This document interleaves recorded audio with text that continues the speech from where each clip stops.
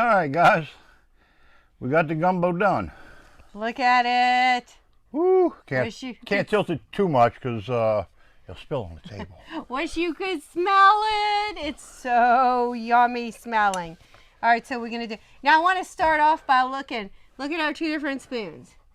Okay, we've been married for how long? 38 years. 38 going on 39. years. Yeah. And we both use different spoons, and this is on purpose. It's not because I can't find the spoons. Yeah. Jim likes a teaspoon. I've always had a teaspoon. I can't stand when a spoon hits my teeth. It drives me insane. And I like a bigger spoon. So so I made sure we each had the correct spoon size. All right, now one of the things you didn't see me cook was a sweet potato. This, every time we made gumbo, at least as far as I can remember, I'm sure there was times we didn't, but Mom always had sweet potatoes cooked. And in our family, we always took the sweet potato, put it in the gumbo, then you run the spoon through the sweet potato, through the gumbo, and eat it. Millie likes her sweet potato on the side With butter. with butter That's it. and cinnamon And- sometimes. Not for this. No? No, Okay. just butter. For my family, which Jim's family is central Louisiana, my family is southwest, but we don't do the spicy. So Yeah, they were just outside of where the McElhennys were, where the Tabasco New was Iberia is where my family came from, and well, my mom's side, and so we always had French bread, and this is Italian bread, but this Jim was sweet enough to buy me Italian bread. He knows I love it. But we would always have French bread with our gumbo, and it would be eaten separately with butter or whatever. And that's it. So we just had rice in our gumbo. Now, interestingly enough, if you go to St. Charles, St. John the Baptist, St. James Parish, it's called the German Coast, the Zalmans. Their gumbo, a lot of times they have potato salad in it. Right. So if you From the eat German gumbo, influence. you eat gumbo, you let us know what you put in your gumbo. Do you have rice? Do you have potato salad? Do you have yams? What does your family eat in your gumbo? If you eat gumbo. Yeah. All right, so let's taste. And if they could smell this, they would eat gumbo. Right, let's taste. All right, let's I take have it. more than you. Yeah, my stomach is kind of bothering me today, so I only took a little bit. Okay. So we got a long drive home. Hot. Yeah, that's why I was talking. Let it cool off a little Good. bit. Now I'm going to add some more filet. I do like a little bit more filet. And my family always added their filet separate. We did not cook filet in our gumbo.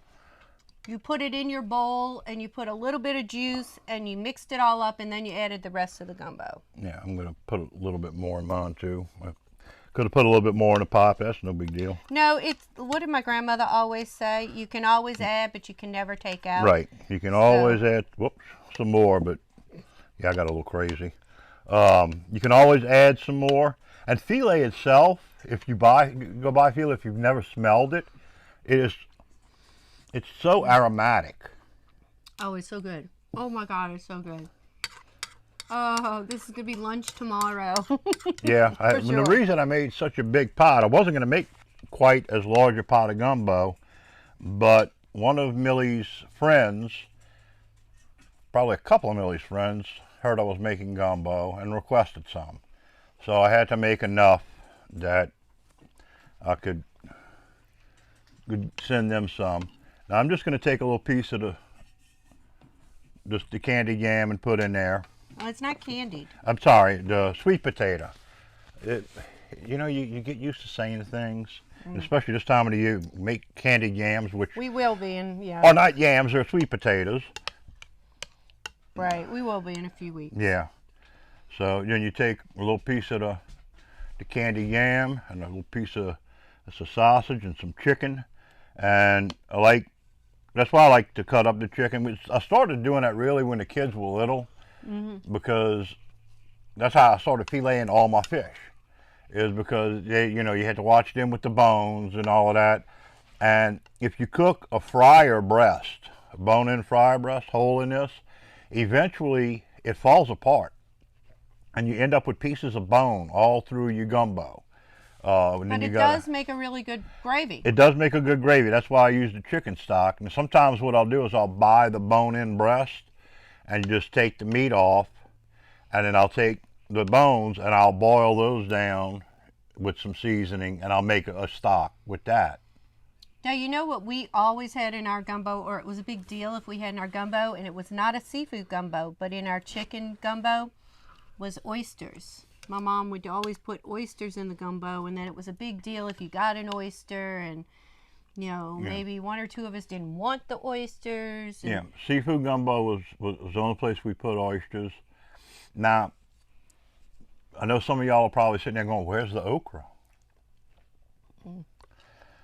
We don't do okra in a chicken gumbo. The seafood gumbo, yeah, that gets chicken. Chicken? I mean okra. I'm losing my mind. I was like, wait, what? Yeah, we put chicken in no, we don't put chicken in a seafood gumbo. We put sausage in there, but we put unless it's Lent, then you don't put sausage. Unless my mom, when she was starting with dementia, she made seafood gumbo for us and put sausage in it and called it. We all just sat there, and one like, of the kids went, "Mama, we're not supposed to be eating meat." And she looked at us and she said, "Well, I'm old, I can eat meat." And she just kept eating the gumbo, and we all sat there not knowing what to do. Do you finish eating the seafood gumbo, or do you not? So I just told the kids, it's okay. It's okay. It's okay. We you know. It's all right. God will forgive us this time. Right. So, but yeah, okra has always been for seafood gumbo. Just never had it in a chicken gumbo. I think I had my aunt Benita used to make it with okra. My parents would make it. My mom and my grandma were the ones who cooked. Mostly my grandma. And they would make it, but I can't remember. Maybe it was only with my sister will comment on this video, and she'll remember better than me what kind of gumbo they put okra in. I'm gonna say maybe, I don't know. It could have been in the chicken too.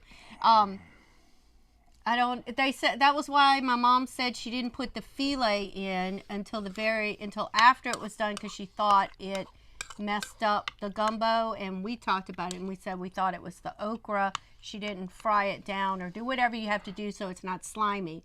Right. Well, okra, so I don't you got to know. fry it down, and the secret to that is, and I'll do a seafood gumbo and I'll put a video out on it, is one of two things you can do. Either add like a tablespoon or so of vinegar, or add a little bit of tomato paste. And the acids in either one of those will break up that slime from the okra. Because I remember eating okra gumbo at your house, and you'd pick up the spoon and there'd be slime going from the spoon to the bowl. And if my daddy would have seen that, he'd have had a heart attack. But yeah, okra had developed. Well, we didn't do a lot of okra at my house. No, I'll see either. Like I said, with seafood gumbo, sometimes I would just fry down some okra with some tomatoes and some onions and stuff like that. Our daddy would do that, either so when one. did you have gumbo in your house? Was it any time, or were there special times? When it was cold. When it was cold? Yeah, except and New Year's Eve. Oh, New Year's Eve. That was a thing for a while.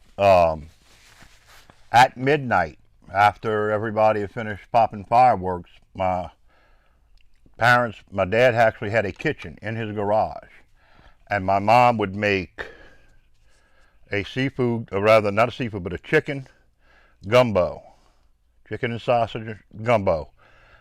And everybody at midnight, after we had celebrated the new year, would go and you'd get a bowl of gumbo and sit there at midnight. With the sweet potato. With the sweet potato.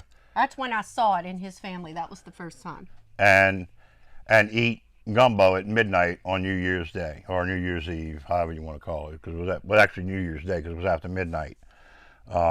Yeah. We always had gumbo after Christmas and after Thanksgiving, because they took the turkey caucus. Right. That's another thing you can do with your turkey if you have leftover turkey. Okay. Instead of doing what I did with the chicken, your turkey's there, it's already cooked. And we'll actually do it because there's usually a lot of dark meat left over, because most of the family eats the white meat, the breasts. So I'll take the carcass and I'll cut the whatever the meat that's left and get some sausage and stuff and make a gumbo just like I did today. But instead of doing chicken, we'll just have turkey in there.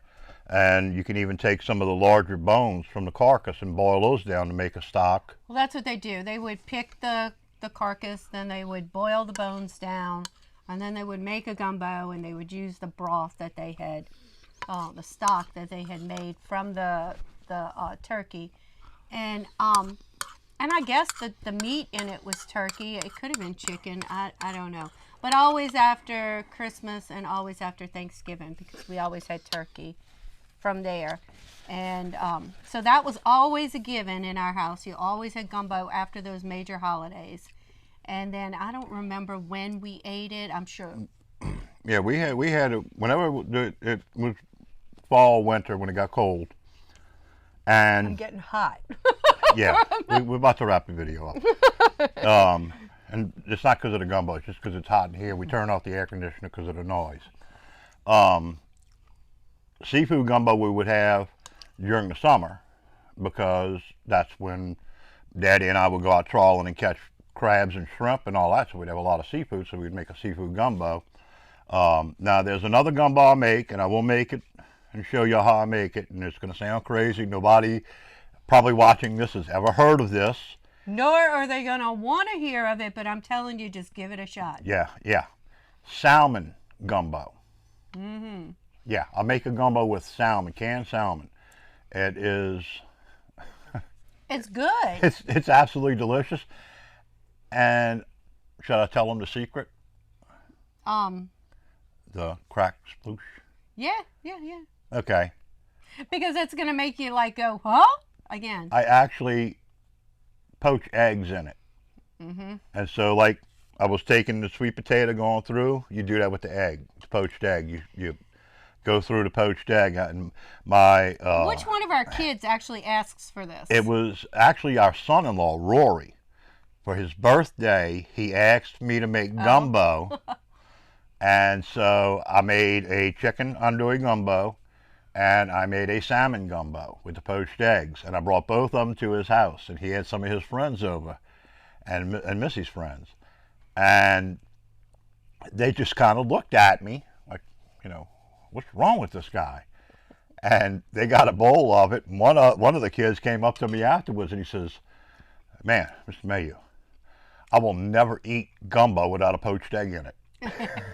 He said it makes that gumbo so creamy. My son is absolutely in love with the salmon gumbo. So it must be James that just recently asked us to make one. Somebody just asked us. Liz.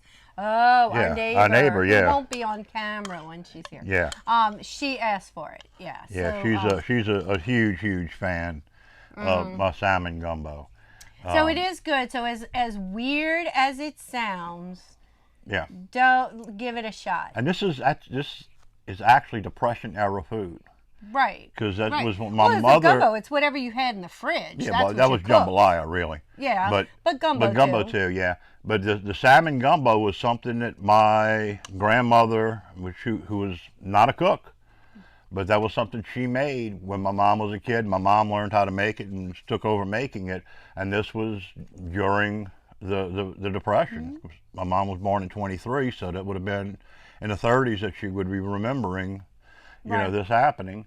And so she's always made salmon gumbo. And I tell you what, it's it's a completely different flavor than what you would think. Oh yeah, it's a different base. Do not use filet. You still make a roux. You make a small roux, but it's more of a tomato-based gumbo. Right. Almost like a seafood gumbo. Well, don't give too much away. You've pretty much told it all. So don't give too much more away, because we'll do that again too. Yeah. This was a fun weekend for us. We got to come up here. We got our new heater. It was cold. It's hot now that it's the middle of the day, but it was cold. Jim made a gumbo for me. I'm just so excited. So it was a really good weekend at the camp. We were by ourselves, so we got to just spend some quality time together. I didn't have to weed eat. I didn't have to cut grass. Yeah, me either. I didn't put up any more insulation. So, you don't think your friend's going to leave a husband for me after she tastes my gumbo, huh? I hope not. I don't know. I don't want to disappoint her. I already got a woman. I don't need two. Okay, okay. All right, I think we're done for the weekend. Yep. If you, we want you to leave comments at the bottom and let us know how you eat gumbo. If you are new to our channel, go back and watch some of our other videos. We'd love it if you did. Otherwise, please subscribe if you haven't subscribed. Yeah. We are up to over 130 subscribers, and y'all, that's phenomenal for you know us. We're ecstatic about it. Very thankful for that too. Yeah, I mean, very thankful. Thank you, everybody, and you know, like it. We love the comments. We really like it when y'all comment. The thumbs up in the comments, that actually helps push the videos forward, and if you share it. Well, I enjoy reading them. Yeah, I do too. I enjoy reading them. Yeah. So, the comments are fun to read.